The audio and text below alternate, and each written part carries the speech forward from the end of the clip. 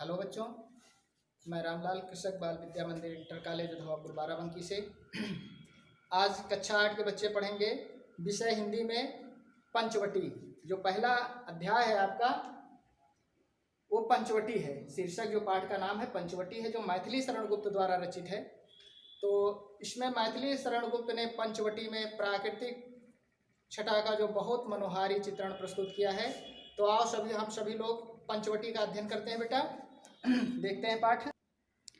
तो देखिए बच्चों, ये आपका पाठ है, पढ़ते हैं बेटा एक बार इसको। चार चंद की चंचल किरणें खेल रही हैं जल थल में, स्वच्छ चांदनी बिछी हुई है अवन और अंबर तल में। पुलक प्रकट करती है धरती हरित तृणों के नोकों से, मानो झूम रहे हैं तर भी मंद पवन के झोंकों से। क्या ही स्वच्छ चांदनी है यह, है क्या ही निस्तब्ध निशा, है स्वच्छंद सुमन गंध वह, निरानंद है कौन दिशा। बंद नहीं अब भी चलते हैं नियत नटी के कार्यकलाप, पर कितने एकांत भाव से कितने शांत और चुपचाप। है बिखेर देती वसुंधरा मोती शब के सोने पर, रवि बटोर लेता है उनको सदा सवेरा होने पर। और विराम दायनी अपनी संध्या को दे जाता है, शून्य श्याम तन जिससे उसका नया रूप झलकाता है। तो इसका बेटा भावार्थ देखते हैं। सबसे पहले आप क्या लिखेंगे, संदर्भ देखते हैं, ठीक है बेटा। तो इसका संदर्भ कैसे आप लिखेंगे, तो सबसे पहले क्या है, पहले ये देख लेंगे कि गद्य है कि पद्य है। तो बेटा एक काव्य है, ठीक, कविता है ना, तो ये किस में आएगा, पद्य में आएगा बेटा। तो क्या लिखेंगे, प्रस्तुत पद्यांश।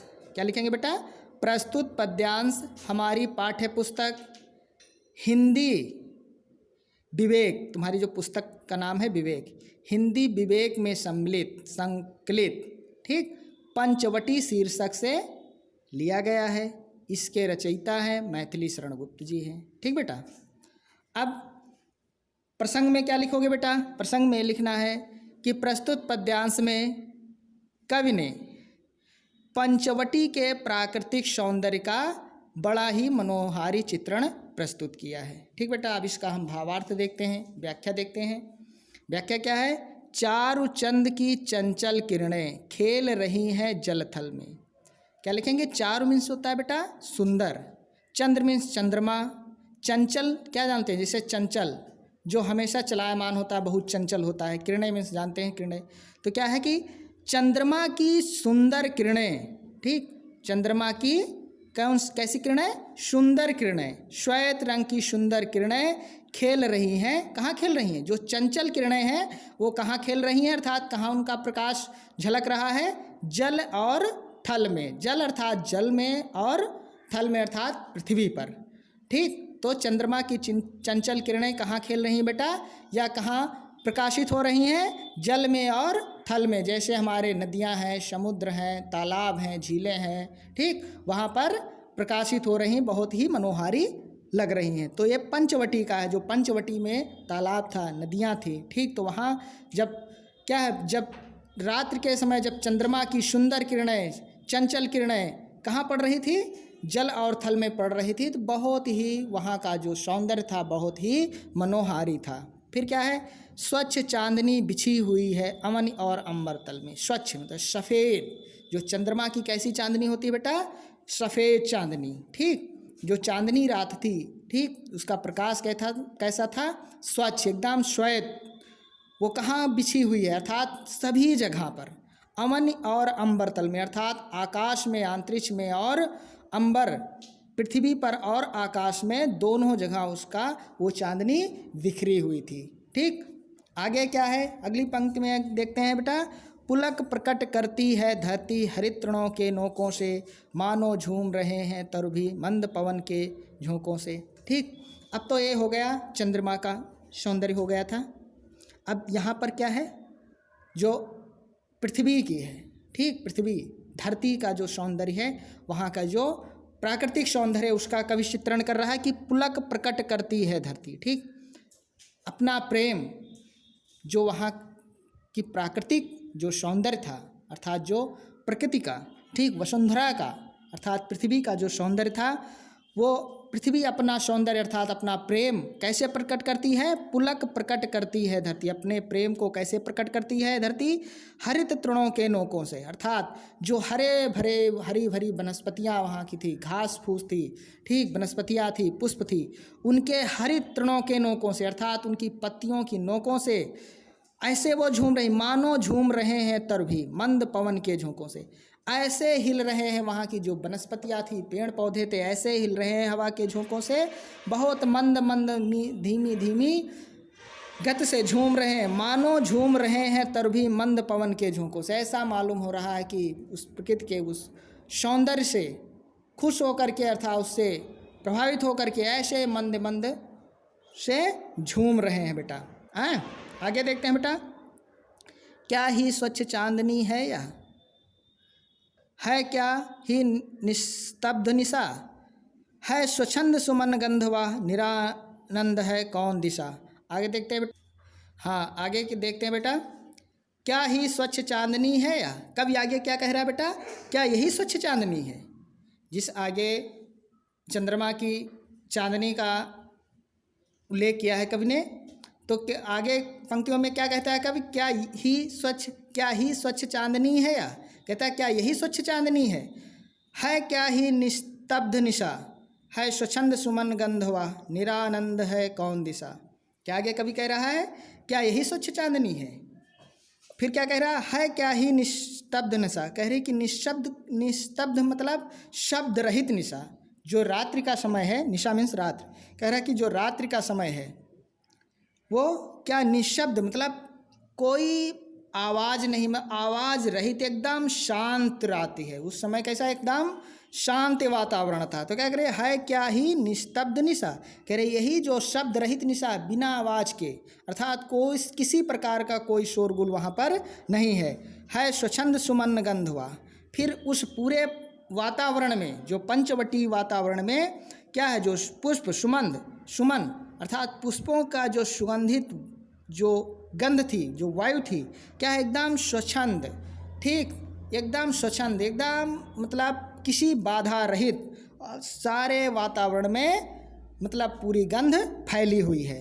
निरानंद है कौन दिशा, ठीक, और ऐसा मालूम नहीं हो रहा है कि किस दिशा से आनंदित वायु अर्थात जो सुगंधित वायु आ रही है, तो ये नहीं कि किस दिशा से आ रही है, दिशा रहित अर्थात चारों तरफ उस पंचवटी वातावरण में सभी तरफ वो सुगंधित वायु फैली हुई है। आगे देखते हैं बेटा।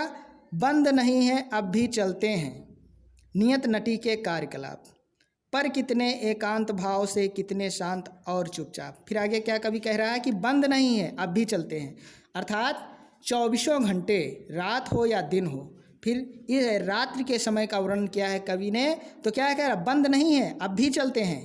क्या चलते हैं? नियत नटी के कार्यकलाप, अर्थात जो प्रकृति के हैं, जो प्रकृति रूपी जो नटी है, जो प्रकृति रूपी नटी है, ठीक, उसके जो कार्यकलाप हैं वो अभी जो प्रकृति रूपी नटी अर्थात जो नायिका है उसके जो कार्यकलाप हैं वो बंद नहीं है। रात्रि का समय है, ठीक, बहुत एकांत है, शुद्ध वातावरण है, शांत वातावरण है, फिर भी वो अपना कार्य कर रही है, पर कितने एकांत भाव से। मगर जो अपने क्रियाकलाप कर रही वो नायिका, ठीक, प्रकृति रूपी नायिका जो अपने क्रियाकलाप कर रही वो कितने एकांत भाव से, कितने शांत भाव से अपने क्रियाकलाप कर रही है, कितने शांत और चुपचाप, ठीक, उस एकांत वातावरण में, ठीक, उस शांत वातावरण में बहुत शांत और चुपचाप से वो नायिका अपने क्रियाकलाप कर रही है। ठीक बेटा, समझ गए। आगे देखते हैं कवि क्या लिखता है बेटा। है बिखेर देती वसुंधरा मोती सबके सोने पर, रवि बटोर लेता उनको सदा सवेरा होने पर। कवि आगे क्या कह रहा है कि है बिखेर देती वसुंधरा मोती सबके सोने, जो वसुंधरा है, ठीक, जो वसुंधरा है, जो पृथ्वी है, ठीक, प्रकृति है, जो वो क्या है, है बिखेर देती वसुंधरा, क्या बिखेर देती है, मोती सबके सोने पर, अर्थात रात्रि के समय में जब सभी लोग सो जाते हैं, ठीक, तो क्या बिखेर देती है, पूरी वसुंधरा, पूरी पृथ्वी पर क्या बिखेर देती, मोती। ठीक, आप लोग देखे होंगे जब सुबह जागते हैं तो क्या है, जब जो वनस्पतियाँ होती हैं, जो घास होती है, ठीक, जैसे खेतों में जाते हैं तो इस समय धान की फसल लगी तो क्या देखेंगे कि धान के ऊपरी पत्ती के सबसे नोकों पर जो ओस की बूंदें टिकी होती हैं। फिर उसमें जब प्रकाश पड़ता है तो वही बूंदें क्या है, एकदम सुनहली हो जाती हैं, एकदम मोती के समान हो जाती हैं। तो उसी जो ओस की बूंदें हैं उसी को कवि क्या कह रहा है कि मोती, क्या जब सब लोग सो जाते हैं, सोने के बाद जो वसुंधरा है वो क्या बिखेर देती है, पूरे प्रकृति पे, पूरे पृथ्वी पर वसुंधरा क्या बिखेर देती, मोती बिखेर देती है। फिर क्या उस मोती को कौन बटोरता है, कौन चुनता है, कौन इकट्ठा करता है, कौन प्राप्त करता है, रवि बटोर लेता है उनको सदा सवेरा होने पर। जैसे सुबह संध्या काल व्यतीत होती है, जैसे प्रातः काल होती है, सुबह होती है, और जैसे ही रवि मीन्स सूर्य, जब सूर्य का जैसे ही उदय होता है, जैसे सूर्य की किरणें प्रकाशित होती हैं, वो धीरे धीरे जो हमारी वनस्पतियों पर जो ओस की बूंदें हैं धीरे धीरे वो जो उसकी किरणें हैं वो सोख लेती हैं, अर्थात उस सारी मोतियों को रवि सवेरा होने पर उनको बटोर लेता है, अर्थात प्राप्त कर लेता है। फिर आगे देखते हैं बेटा कवि क्या लिखता है और विरामदायनी अपनी संध्या को दे जाता है, शून्य श्याम तनु जिससे उसका नया रूप झलकाता है। आगे देखते बेटा, और विश्रामदायनी अपनी संध्या को दे जाता है, शून्य श्याम तन जिससे उसका नया रूप झलकाता है। जो सूर्य है पूरा दिन अपना कार्य करने के बाद, ठीक, जब वो शाम को वो थक जाता है तो और क्या कहता है, कभी क्या कहता है, और विरामदायनी अपनी संध्या को दे जाता है। पूरा दिन कार्य करने के बाद अपनी थकान को मिटाने के लिए, ठीक, विश्राम करने के लिए संध्या रूपी नायिका के पास चला जाता है।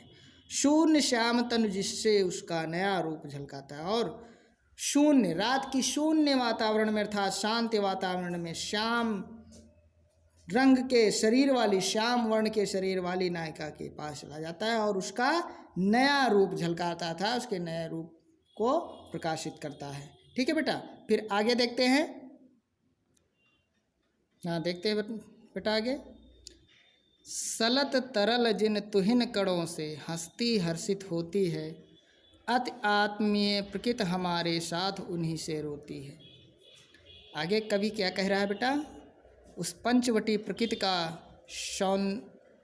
का चित्रण करते हुए आगे क्या कहता है बेटा, सलत तरल जिन तुहिन कणों से, तुहिन मीन्स बर्फ, ठीक, कणों से हंसती हर्षित होती है, अर्थात जो वहाँ की प्रकृति है, ठीक, जो पंचवटी की प्रकृति है वो अपनी हंसी अर्थात अपनी खुशी कैसे प्रकट करती है, वहाँ के तुहिन मीन्स बर्फ, सलत स्वयं तरल बर्फ से, ऐसा जो पंचवटी के पहाड़ों पर जो बर्फ है, ठीक, उससे ऐसा आभास हो रहा है कि जो वहाँ की प्रकृति छटा है वो अपनी खुशी, अपनी हंसी को अर्थात अपनी खुशी को उस बर्फ, सफ़ेद बर्फ से ऐसा मालूम हो रहा है वो हंस रही है, और जो बर्फ है उसके दांत है वो उसकी खुशी को हर्षित अर्थात खुशी को प्रकट करते हैं। अति आत्मीय हम प्रकृति हमारे साथ उन्हीं से रोती है। अति आत्मीयता के साथ जो प्रकृति है वो आत्मीयता के साथ, बड़े ही आत्मीयता के साथ, ठीक, हमारे साथ उन्हीं से रोती है, अर्थात जब वो बर्फ़ पिघल करके नदियों में बहती है, झरनों के माध्यम से बहती, तो ऐसा कवि ने कहा है कि जैसे हमारे दुखों में जब हमारे आंसू बहते हैं तो प्रकृति भी जो बर्फ़ को पिघल करके जो नदियों के माध्यम से वहाँ पहाड़ों से बहती है, तो ऐसा मालूम हो रहा है वो भी प्रकृति हमारे साथ रोती है। फिर आगे क्या है, अनजानी भूलों पर भी वह अदया दंड तो देती है, पर बूढ़ों को भी बच्चों सा सदैव भाव से सेती है। अनजानी भूलों पर भी वह क्या प्रकृति, आगे कभी क्या कह रहा है कि जो मनुष्य द्वारा जो अनजाने में भी गलती हो जाती हैं तो क्या है, अदया में दया रहित दंड तो देती है। जो प्रकृति के साथ जो मनुष्य खिलवाड़ करता है, उसके साथ जो छेड़खानी करता है, तो प्रकृति अवश्य दंड देती है, ठीक, किसी न किसी प्राकृतिक आपदा के माध्यम से वो हमें दंड अवश्य देती है। जैसे तमाम प्रकार की प्रकृति आपदाएं आती हैं, जो पहाड़ों पर जो तमाम प्रकार के पेड़ पौधे काटे जाते हैं और तमाम प्रकार की प्रकृति को क्षति पहुंचाई जाती है तो प्रकृति अपने प्राकृतिक आपदाओं के माध्यम से वो मनुष्यों को दंड तो देती ही है, ठीक, पर बूढ़ों को भी बच्चों सा सदैव भाव से सेती है। पर क्या है, प्रकृति जो है बूढ़ों को, जो वृद्ध व्यक्ति हैं, उनको कैसे बच्चों के समान सदैव उत्साह हृदय उत्साह प्रेम के साथ भाव से उनका भी पालन पोषण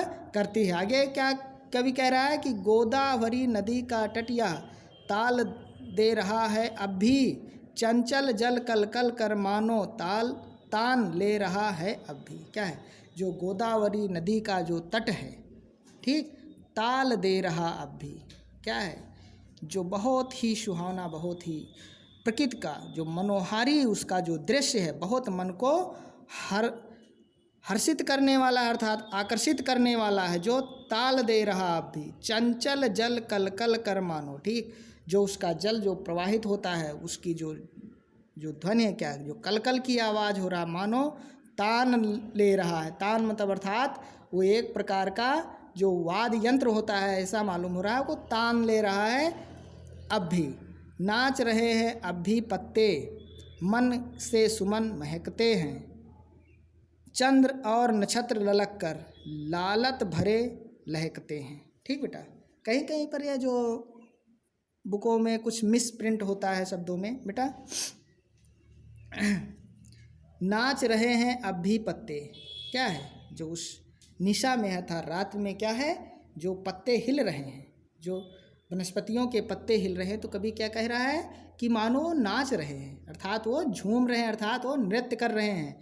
मन से सुमन महकते हैं, अर्थात जो उस प्रकृति का जो वातावरण है, जो वहाँ का सौंदर्य है, जो सुमन है अर्थात पुष्प हैं, कैसे महक रहे हैं, कैसे अपनी सुगंध को बिखेर रहे हैं, मन से, अर्थात मन से वो अपनी सुगंध को बिखेर रहे हैं। चंद्र और नक्षत्र ललक कर, अर्थात जो आसमान है एकदम स्वच्छ आसमान है, कहीं भी बादल नहीं है, जो चंद्रमा और जो नक्षत्र हैं क्या है, टिमटिमा रहे हैं, अर्थात ललक कर रहे हैं, अर्थात ऐसा मालूम हो रहा है कि बहुत अपनी प्रसन्नता को व्यक्त कर रहे हैं।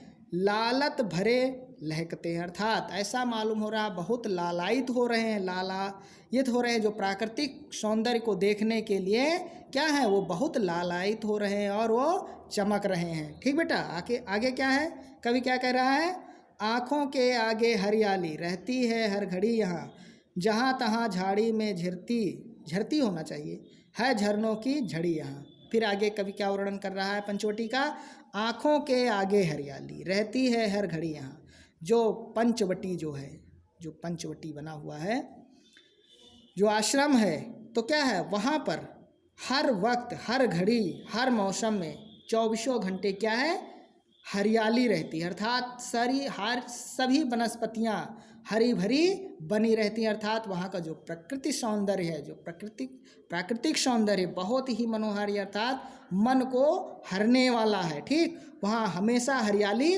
बनी रहती है, जहाँ तहाँ झाड़ी में झरती, अर्थात जहाँ तहाँ कहीं कहीं पर क्या झाड़ियों में क्या है, झरती हैं, है झरनों की झड़ियाँ, अर्थात पर्वतों पर कहीं जो झाड़ियाँ हैं वहाँ पर क्या है, बहुत झरने गिर रहे हैं, तो क्या है, झरनों की वहाँ झड़ी लगी हुई है, अर्थात झड़ी लगी हुई है। फिर आगे क्या कह रहा है कवि, वन की एक एक हिमकणिका का जैसे सरस और शुचि है, क्या 100 नागरिक जनों की वैसी विमल रम्य रुचि है। ठीक बेटा, तो क्या है, वन की एक एक हिमकणिका, उस वन की अर्थात पंचवटी जो आश्रम है वहाँ की वन की, उस वन की एक एक हिम मतलब बर्फ की कण, अर्थात एक एक हिमकणिका जैसी सरस और शुचि है, अर्थात सरस बहुत पवित्र, ठीक, शुचि मीन्स होता है पवित्र, सरस बहुत सरस और पवित्र है। ठीक, हिमकणिका जो क्या है, बहुत ही शीतल और क्या है, पवित्र है। क्या 100 नागरिक जनों की, क्या 100 नागरिक जनों की, 100 जो नागरिक है, 100 व्यक्तियों लोगों की वैसी विमल रम्य रुचि है। ठीक बेटा, क्या है, विमल मतलब एकदम स्वच्छ मल रहित, ठीक, रम मतलब रमणीय रुचि है। ठीक, क्या है, रुचि है, अर्थात वैसी विमल रम्य रमणीय रुचि है, अर्थात वहाँ की वैसी ही विमल दाग रहित एकदम स्वच्छ जो रमणीय रुचि है, अर्थात वहाँ का जो प्राकृतिक सौंदर्य बहुत ही मनोहर यथार्थ सबके मन को हरने वाला है, अर्थात सबको रुचिकर लगने वाला, अर्थात सबको अपनी ओर आकर्षित करने वाला है। ठीक बेटा, तो ये पाठ आपका यहीं पर समाप्त होता है, जो मैथिली शरण गुप्त द्वारा रचित है, पंचवटी से लिया गया है बेटा। ठीक है, तो आगे हम, ठीक है बेटा, तो हम अगला पाठ हम अगले वीडियो में लेकर के आएंगे बेटा। ठीक, इसको मन से पढ़ लेना, इससे PDF के माध्यम से इस पाठ के जो प्रश्न उत्तर हैं, प्रश्नों के उत्तर हैं वो भेज दिया है। ठीक बेटा, तो उसको लिख लेंगे और उसको अध्ययन करते रहेंगे हैं। अब अगले पाठ का वीडियो हम अगले वीडियो में लेकर के आएंगे, तब तक के लिए बेटा धन्यवाद।